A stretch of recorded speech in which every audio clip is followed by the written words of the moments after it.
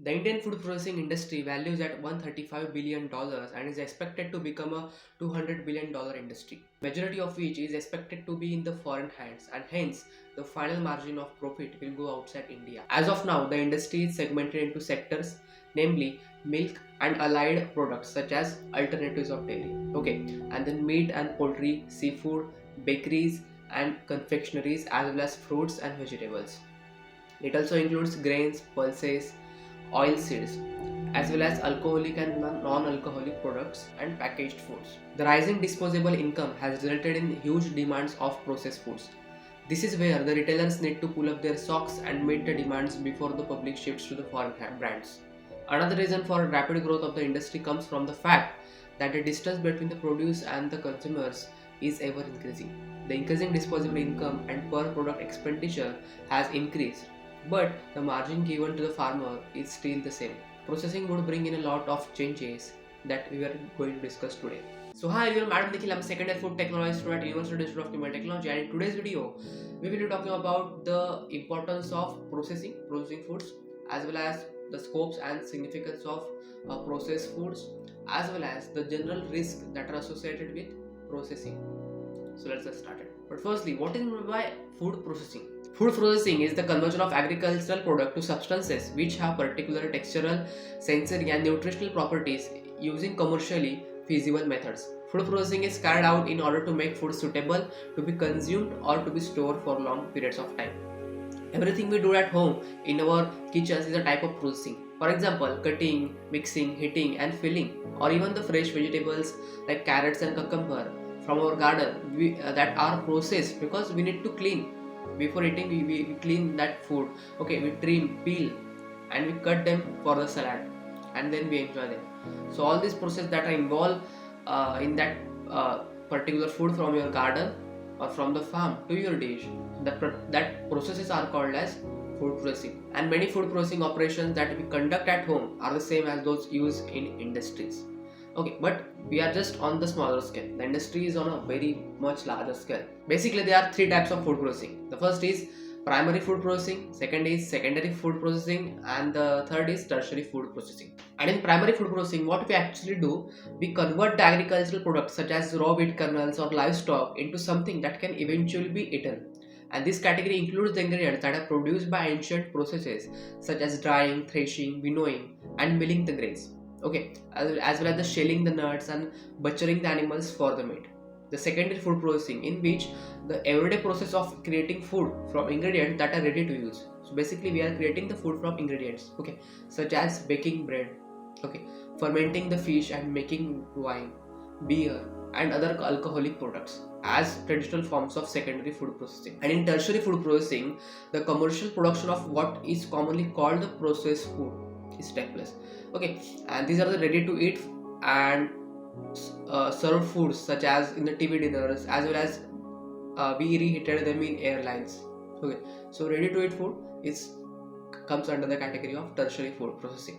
And the aim of food processing on an industrial scale is to deliver high quality, safe products that meet the demands of the consumers. But why there is a need for the processing of the food in the food industry?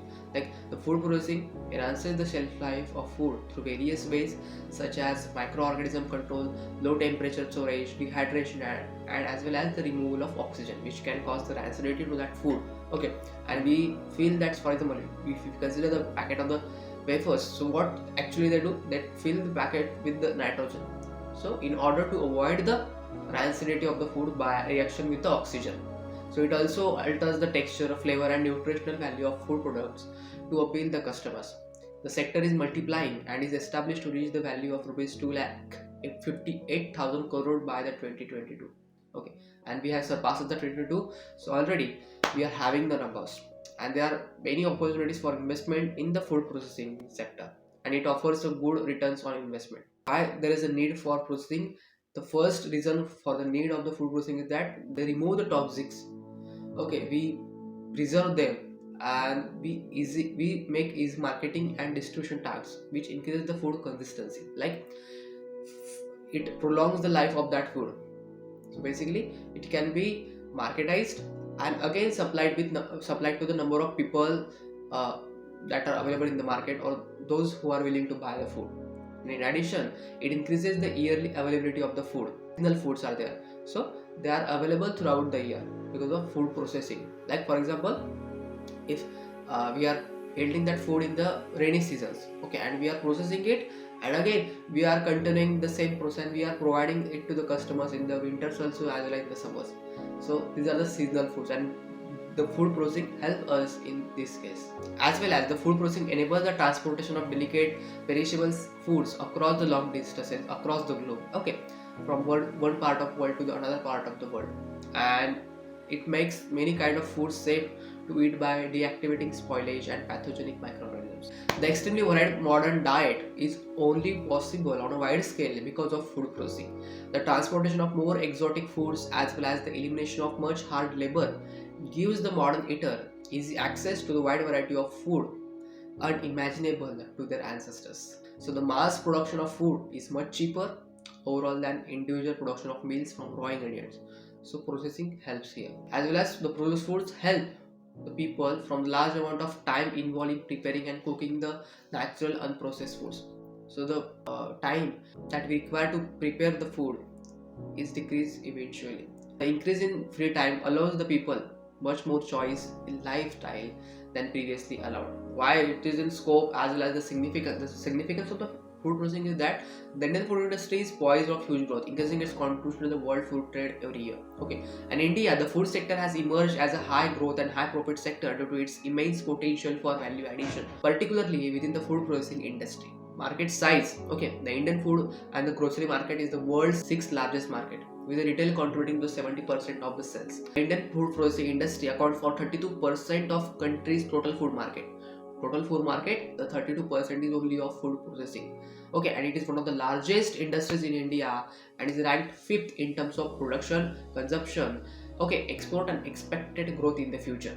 The Indian government food market is currently valued at US $1.3 billion and is growing at a compound annual growth rate of 20%, which is very large growth rate. And the food industry is significant in India for the reasons like it enhances the farmer's income by better utilization and value addition of agricultural produce. Secondly, it minimizes the wastage at all stages in the food processing chain by the development of infrastructure for storage, for the transportation from one place to another place, and the processing of agro-food produce. Introduction of the modern technology into the food processing industry from both domestic and the external sources, which encourages the research and development in food processing for product and process development and improve the packaging of that food product.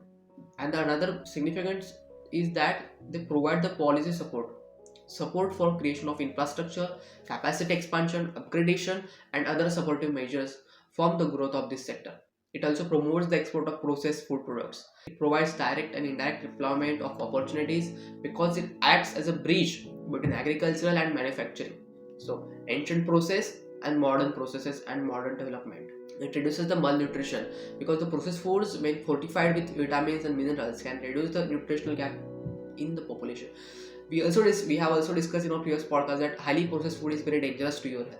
But if the processing is done in a good way, the social cause way, so it could help the society. It could help the nation to build the economy of the nation. The crop diversification. The food processing will require different types of inputs, thus creating an incentive for the farmer to grow and diversify their crops. And the general risk, like for expanding the industry for further, for example, there is a industry which have to expand its processing capacity. So, but there are some risks that are associated with the processing of the foods. The first risk that is associated with the food processing is that processing of food can decrease the nutritional density. We have talked about this in our previous podcast. You can check it out here. The amount of nutrients lost depends on the food and the processing method. For example, when we heat any substance, it destroys the vitamin C in that food, degrade the antioxidants that are available in the food because they are sensitive. After all, the food is a heat sensitive material, and using some food additives represent another safety concern. For example, using sugar as an additive endangers the diabetics, increase consumption of sodium results in the increase in the risk of heart diseases. And for food processing is typically a mechanical process that utilizes the extrusion, large mixing grinding, chopping, and emulsifying equipments in the production process. And these processes introduce a number of contamination risks, such as contaminants are left over with material from previous operation if not cleaned properly, as well as animal or human body fluids and microorganisms and non-metallic and metallic fragments. So basically, proper care should be taken there in case of the material, and that material should be food graded. They are compliant with the food safety. The further processing of these contaminants will result in downstream equipment failure and the risk of ingestion by the consumer. For example, a mixing a bowl or grinder is used over time. Metal parts in contact with the food will tend to fail and fracture, and this would enable adherence to stringent quality and hygiene norms and thereby protect consumer health and prepare the industry to face global competition, enhance product acceptance by overseas buyers, and keep the industry technologically abreast of international best practices. So, what the conclusion that we can draw out here is that the food processing industry in India is facing several challenges such as lack of adequate infrastructure, shortage of skilled workforce, inadequate access to finance and raw materials, high cost of energy, lack of proper storage facilities, and poor market exposure. Food processing industry has a crucial role to play in the development of India's economy, and the sector needs to be integrated into the country's strategy for inclusive growth by creating an enabling environment that would encourage the investments in the infrastructure, research, innovation, and technology upgradation. The government should also provide incentives for developing the food processing industry and create awareness about the importance of the processed foods. And we can only hope to see the sector multiply and contribute to the India's economic development. So that's it for today's podcast. I think this podcast has added good values to life, and if you learn something new here, and if you wanted to know or learn about different topics related to food industry, food technology, then please consider subscribe channel. Until next time, stay tuned, stay safe, stay healthy. See you soon in the next one.